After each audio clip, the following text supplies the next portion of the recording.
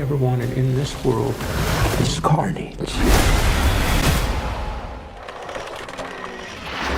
What's going on, everyone? It's Sam. Welcome back to the channel. Here's my video for the newly leaked Venom Let There Be Carnage post-credit scene. So major spoiler warning if you don't want to know what happens, and we'll be discussing also a little bit of the future of Sony's Spider-Verse. So if you like Marvel, the MCU, comics, and everything in between, subscribe to the channel. And other than that, let's get into the video. Let's go. So the first fan screenings and private media were able to go and see the movie, and of course people were not shy about letting everyone know just how important the post-credit scene actually is. In fact, there was so much hype on the post-credit scene all across social media that I feel like the actual movie was barely even talked about or got any press. So I don't know if that's a little bit worrisome for some people, but take it as you will. Now within the post-credit scene, let's break down the description.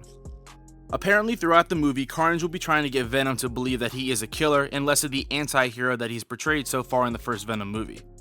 So as the mid-credits roll around, Eddie Brock and Venom are said to be sitting on the couch and reading the Daily Bugle newspaper, which is already a nice Spider-Man tie-in. But then, on the TV is a clip of Tom Holland's Spider-Man.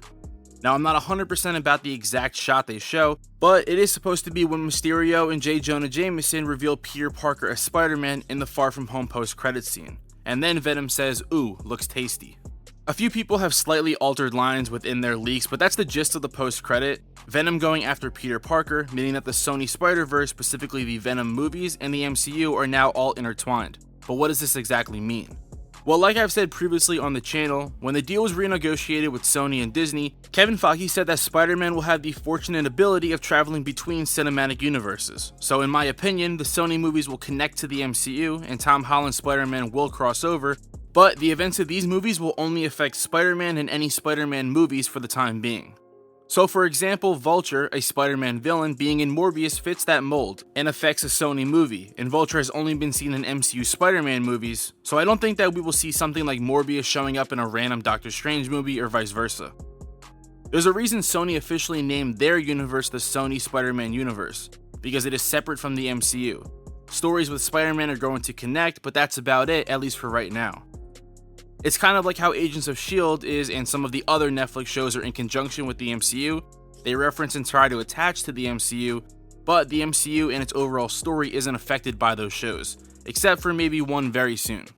So in general, this means that the Sony Spider-Verse is expanding, and like we all figure, Tom Hardy's Eddie Brock, Venom, and Tom Holland's Spider-Man will face off in an upcoming movie within a few years. Like I mentioned in the beginning of the video, Venom is kind of more like an anti-hero in those movies.